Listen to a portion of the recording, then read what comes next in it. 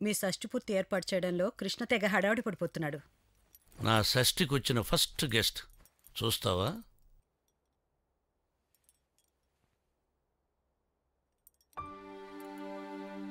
ఎంత ముద్దుగా ఉందో.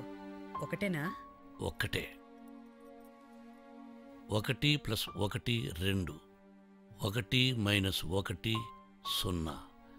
1 × 1 ఒక్కటే.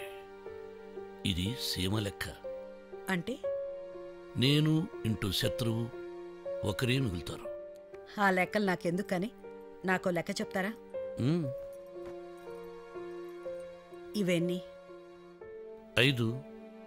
ఈ 5,000 ఇలా కలిపి మూస్తే ఏమంటారు? పిడికిలి.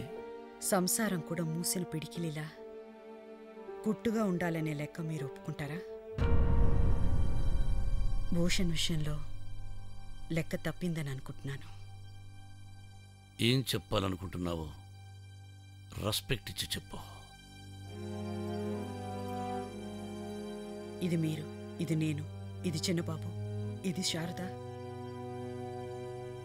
షష్ఠి పూర్తికి తను లేకపోవడం.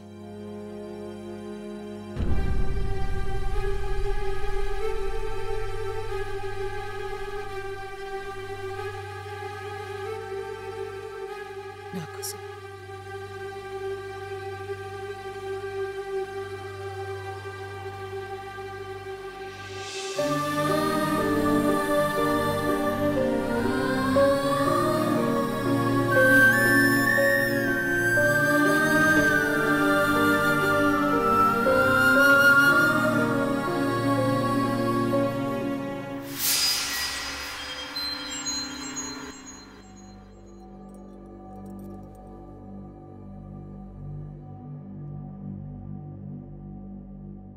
ఏంట్రా ఇది?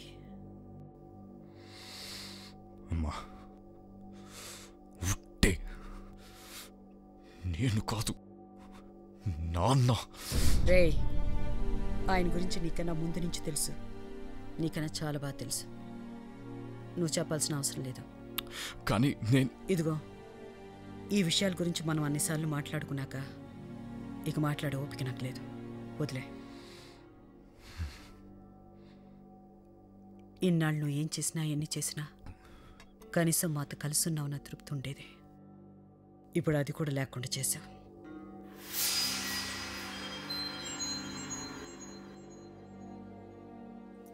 మీ నాన్నగారు షష్ఠి పూర్తిగా ఆయన ఒప్పించి నేను ఇంటికి తీసుకెళ్ళడానికి వచ్చాను.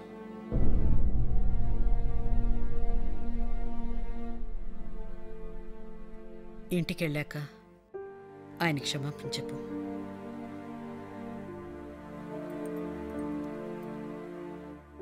నా కోసం రా.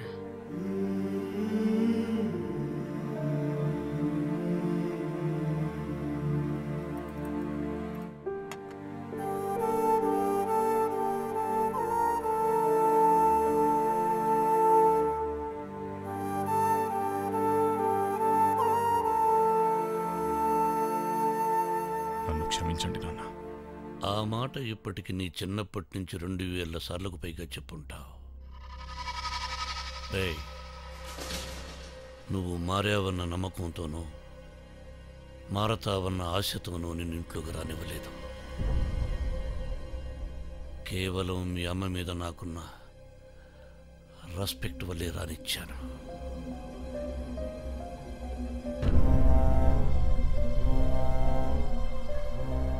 మామూలుగా అందరికీ నేను ఆల్ ది బెస్ట్ చెబుతుంటాను, కానీ నీ విషయంలో మాత్రం నాకు నేనే చెప్పుకుంటాను. ఈ ఒక్క మాటైనా ఎప్పటికైనా అర్థం చేసుకుంటావని నా ఆశ, అర్థం చేసుకోవని నా నమ్మకం.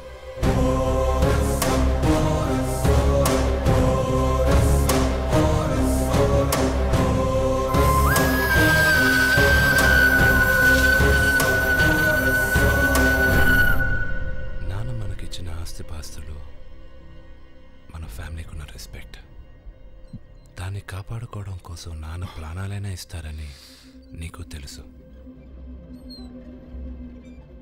మనం ఆయనకన్నా గొప్ప పనులు చేసి పెంచకపోయినా పర్వాలేదు, కానీ కనీసం వాటిని తక్కువ చేయకూడదు అన్నయ్య. రై, నా బతుకు నాకిష్టం వచ్చినట్టు బతుకుతాను.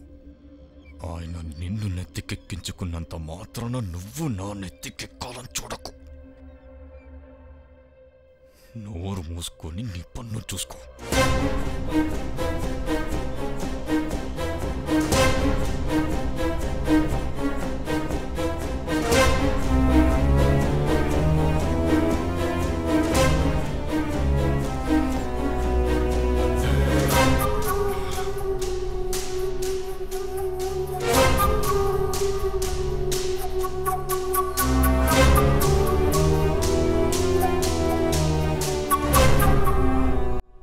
సత్యనారాయణ గారిని, ఆ చౌదరి గారిని, రెడ్డి గారిని అందరిని పిలవండి.